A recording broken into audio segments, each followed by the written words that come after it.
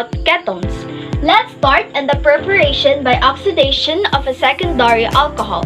Before anything, let's keep in mind nga ang ketones oxidation sadya sa secondary alcohol while pareha sa aldehydes nga oxidation sadya sa primary alcohol. Okay, let's proceed. Let's recall that a secondary alcohol is one in which the OH group or hydroxyl group is bonded to a carbon atom that is also bonded to two carbon atoms. So, isopropyl is an example of secondary alcohol. The oxidation of isopropyl alcohol is indicated in this equation. As before, the oxygen atom from the oxidizing agent reacts with the H from the OH group and with the H attached to the same carbon as the OH group, forming a water and a new class of compounds called ketone. The oxidation of a secondary alcohol yields a ketone of a general formula RCOR. That is, a ketone has two alkyl groups attached to a carbonyl group.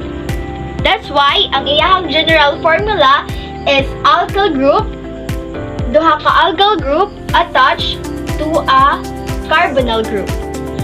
This carbonyl group is presented in both aldehydes and ketones. However, the carbonyl group is at the end of the chain in an aldehyde and not at the end in a ketone. So, di siya sa kinalasan. Walang aldehyde na suggest to permi sa kinalasan. Now, let's proceed to the aromatic ketones with the general formula of ARCOAR or ARCOR. So, acetophenon. This is the simplest aromatic ketone. Acetophenon has been used as a hypnotic but has been supplanted for this purpose by newer and safer drugs. Then, chloracetophenon. Chloracetophenon is a lacrimator and is used as a tear gas. Now, let's proceed in naming aliphatic ketones. So, in a Yupac system, it ends in 1 or ONE. So, first, imong pangitaon ang longest chain. Then, kay naaman ni upat ka carbon, iyahang name is butane. So, butane, then i-drop nimo ang E, pulihan og ONE, so ang iyahang name is butanon. So, in common system, ug mag-name said in common system, each alkyl group attached to the carbonyl group is named and the word ketone is added afterward. So, ang iyahang general formula is alkyl group. Duha ka alkyl group naka-attach siya sa carbonyl group. So, niara ang carbonyl group, then mao ni ang alkyl group dani nga side, then alkyl group sa dani. So, iyahang name is naay methyl dani, methyl, then kani ethyl, then end with the word ketone. So, iyahang ayupak name is butanon, then ang iyahang common system is methyl ethyl ketone. Next example, pangitaon ang longest chain. So, 1, 2, 3, 4, 5, 6. Nasa J 6 ka carbon. So, hexane is siya. Then, i-drop nimo ang E, pulihan og ONE, so siya kay hexanan. So, ang carbonyl group kay naaman siya sa carbon 3, so 3-hexanon. Then, ang iyahang common system in naming na ay ethyl dani nga side, alkyl group nga ethyl, then propyl. So, ethyl propyl, then ketone. So, ang iyahang ayupak name is 3-hexanon, then ang iyahang common name is ethyl propyl ketone. So, mo rin another example sa ketone. The following compound according to the Yupac system. Mo rin structure sample.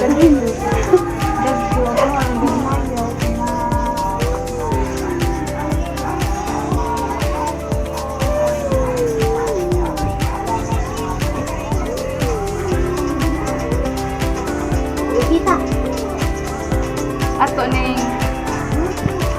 so magpinta ato lang business na ray painting ay pintanan pinta mo sa 1 2 5. Okay, pamilya. 1, 2, 3, 4. 4. Hindi na kayo. Bakit makasya na nila? Dichloro. Bawal yun. O.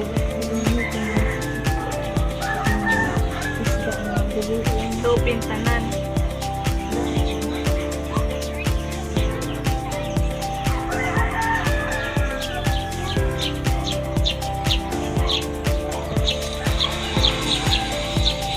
Tumanig ayo pat name. 4 dichloro.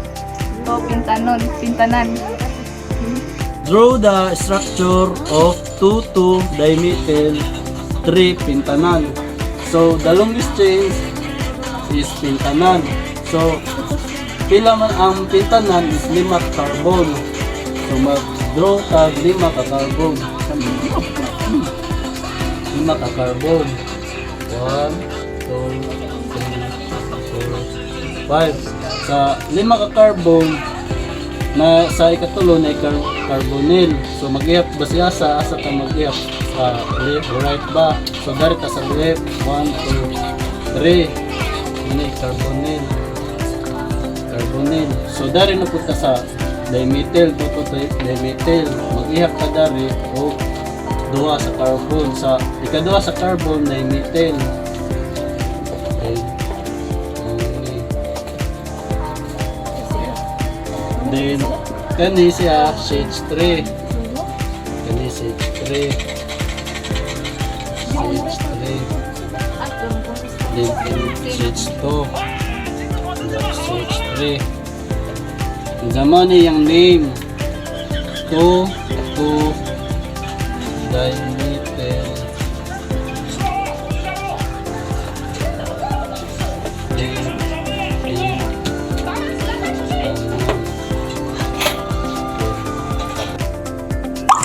Huwag di agad ang reporting point sa 1-methyl ethyl ketone group.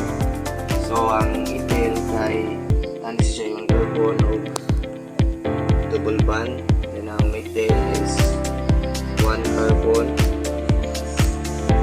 na ketone is 2 carbon.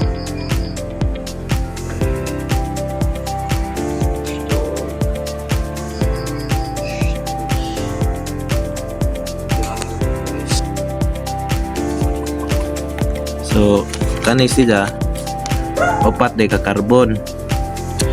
Nya kay wa man sila giditit nga kuan nga asa ibutang ang carbonyl, diretso na ni siya ani sa kuan carbon, diretso na siya ani sa kuan carbon 2. Ari. Nya iniguman dani secondary alcohol mi siya ani hinibutang ang kuan sa carbon 3 ang chlorine. Ara sa chlorine. So ari ibutang ang kanang chloro ari. Chloro.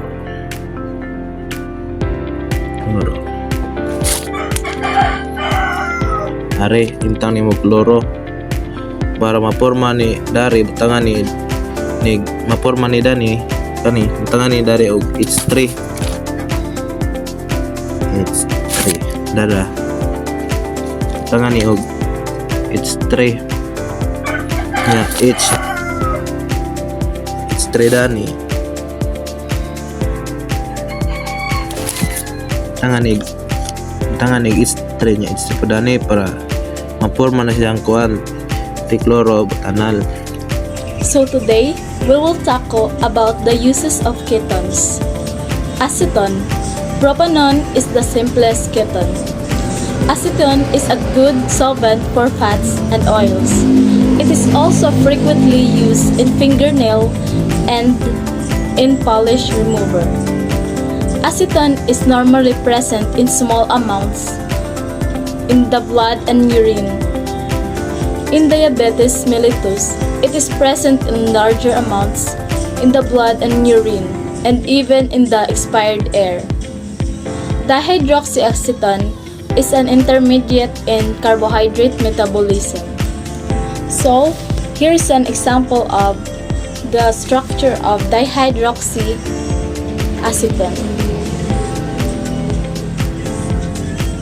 Okay, that's all for today. Thank you. Good morning, everyone. Today I will be discussing the reactions of ketones, particularly their oxidation and reduction properties. Let's start by understanding how ketones react with oxidizing and reducing agents. So, reaction of ketones. What happens when a ketone is oxidized? Consider the formula for the keton acetone. So, muna siya ang formula sa keton acetone. So, there are no hydrogen atoms on the carbon atom of the carbonyl group. Therefore, ketones are not easily oxidized. There are normally unreactive ketones can be reduced, however, to the corresponding secondary alcohol. Ketones gives negative test with such oxidizing agents as Benedict solution or Clinitas tablet. So, oxidation of ketones Ketones, unlike aldehydes, are generally resistant to oxidation under normal conditions. This is because the carbonyl carbon in a keton does not have a hydrogen atom attached to it. Since oxidation typically involves the removal of hydrogen or the addition of oxygen, the absence of this hydrogen makes ketones difficult to oxidize.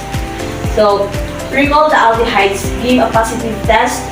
With these reagents, the test for acetal and ketones bodies makes use of the reaction between sodium nitroprusside and ketones or keton bodies to produce a lavender color. So, for example, if we consider acetone, the CH3 and COCH3, the simplest keton oxidation does not occur easily. This is why ketones give a negative test with the oxidizing agents such as Benedict solutions or Clinitas tablets, which are commonly used to detect reducing sugars and aldehydes. So, reduction of ketones. While ketones are resistant to oxidation, they can be reduced. Reduction is the process of adding hydrogen, which converts a keton into its corresponding secondary alcohol. For example, acetone can be reduced to isopropanol or isopropyl alcohol, a common solvent and disinfectant. Muna na siya ang sa reduction of ketones. So, keton detection. Since ketones do not react with Benedict solutions, a different test is used to detect their presence. The reaction between ketones and sodium nitroprusside